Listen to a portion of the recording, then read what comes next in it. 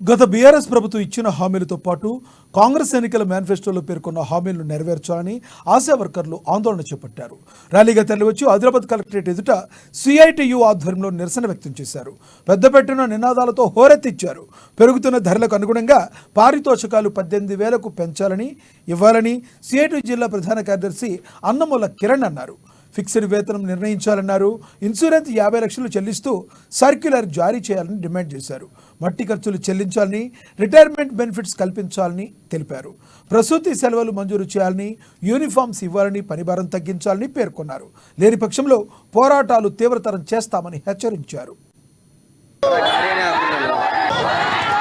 తెలంగాణ రాష్ట్ర వ్యాప్తంగా ఈరోజు అన్ని జిల్లా కలెక్టరేట్ల ముందర ఆశా వర్కర్స్ యూనియన్ సిఐటి ఆధ్వర్యంలో ధర్నా కార్యక్రమాలను నిర్వహిస్తూ ఉన్నాం. ఈ బడ్జెట్ సమావేశాల్లో ఆశాల సమస్యలపైన ఎజెండా పెట్టి చర్చలు జరిపి వారి సమస్యల పరిష్కారానికి రాష్ట్ర ప్రభుత్వం చొరవ చూపాలని, అదేవిధంగా ఏవైతే గత సమ్మెకాలంలో రాష్ట్ర ప్రభుత్వం ఇచ్చిన హామీలు ఉన్నాయో ఆ హామీలను అమలు చేయాలని చెప్పేసి ఈరోజు మేము రాష్ట్ర వ్యాప్తంగా పోరాటాలు నిర్వహిస్తూ ఉన్నాం. కేంద్ర రాష్ట్ర ప్రభుత్వాలు ఆశా కార్యకర్తల సేవలను వినియోగించుకోవడంలో ముందున్నాయే తప్ప వారి సమస్యలను గుర్తించి చర్చించి పరిష్కరించడంలో మాత్రం చిత్తశుద్ధిని ప్రదర్శించడం లేదు. ఈ వైఖరిని మేము తీవ్రంగా ఖండిస్తూ ఉన్నాం. వెంటనే ఆశాల సమస్యలపైన ఈ అసెంబ్లీ సమావేశాల్లో చర్చలు జరపాలి.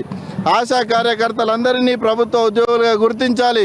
కనీస వేతనం 26,000 రూపాయలు ఇవ్వాలి. పెండింగ్లో ఉన్న బిల్లులన్నింటినీ విడుదల చేయాలి. PF, ESI, pension